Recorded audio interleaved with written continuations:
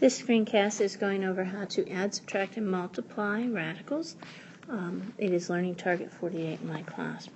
We'll start off with something nice and simple, such as 3 square root of 2 plus 4 square root of 2 minus 7 square root of 3 plus 2 square root of 3. Like with like terms, you have to have like radicals in order to be able to combine. So for example, here I have a square root of 2, I have another square root of 2. I can combine those terms. Here I have a square root of 3 and a square root of 3. I can combine those terms. We combine them by adding the numbers or subtracting the numbers that are multiplied times the radicals. So in this case we have 3 plus 4, which is 7, still multiplied times my radical 2.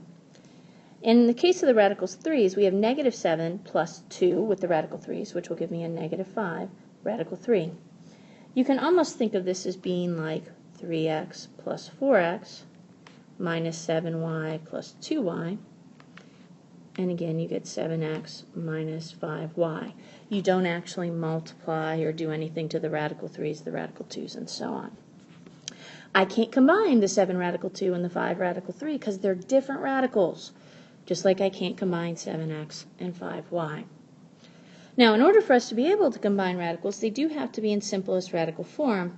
The main premise we're worried about here today is that I don't have a perfect square that goes into the number under the square root. So for example, maybe I have this, 5 plus square root of 72 minus 6 minus square root of 32.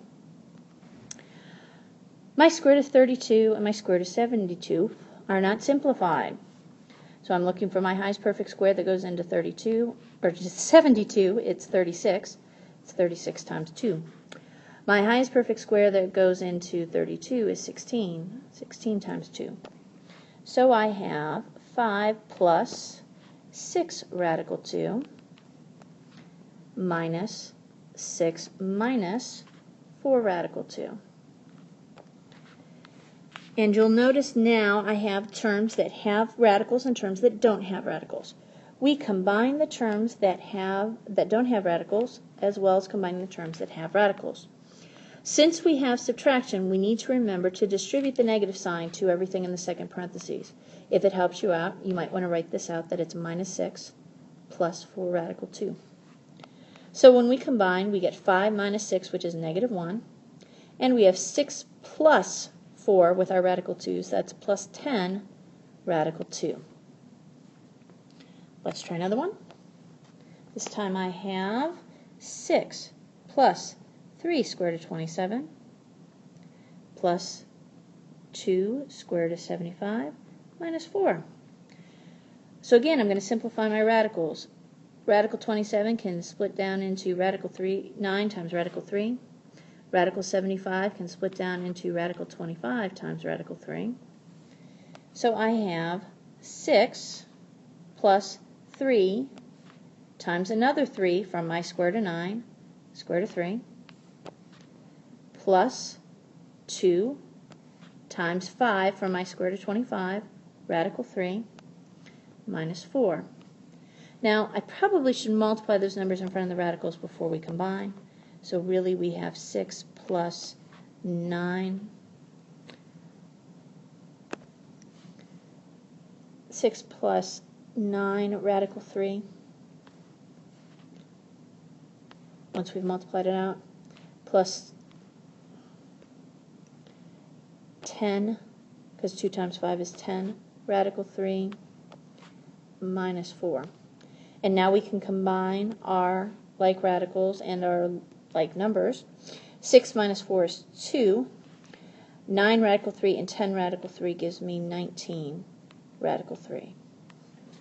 So that gives you what addition and subtraction look like. Let's get to some multiplication.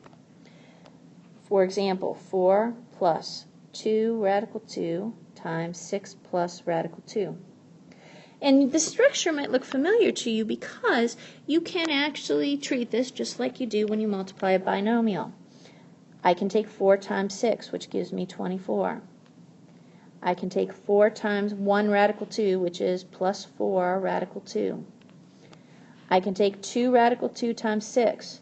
2 times 6 in front of my radical is 12 radical 2. And notice in both of those, we did not multiply the radical 2 by the number out front under the radical. We have to keep that radical 2 as is.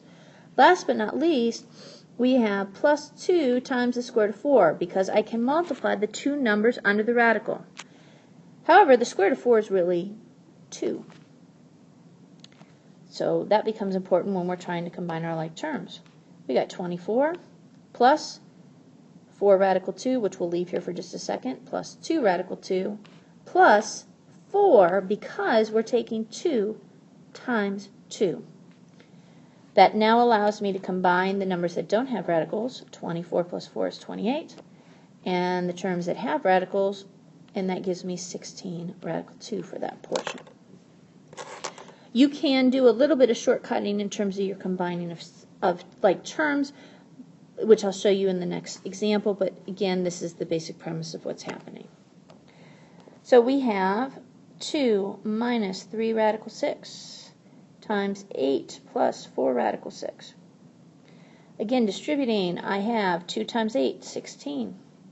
I have 2 times 4 radical 6 plus 8 radical 6. I have negative 3 radical 6 times 8, negative 24 radical 6. I have negative 3 radical 6 times 4 radical 6, negative 12 times the square root of 36. But the square root of 36 is really just 6. Now, I still have my 16, but I can go ahead and combine my 8 radical 6 and my minus 24 radical 6 to give me minus 16 radical 6. And we have 12 times 6, which is 72. There's a minus sign in front of the 12, so it's minus 72. And when we do 16 minus 72, we get negative 56. We still have our minus 16 radical 6. Let's do one more multiplication. I have 9 plus 2 radical 5 times 11 minus 5 radical 5. 9 times 11 is 99. 9 times minus 5 radical 5 is minus 45 radical 5. 2 radical 5 times 11 is plus 22 radical 5. And 2 radical 5 times minus 5 radical 5 is a minus 10 times radical 25, which is really just 5. So we got 99. When I combine my radicals, we get negative 23 radical 5. And we have minus 50. So that gives me 49 minus 23 radical 5. And that concludes this screencast. Thanks.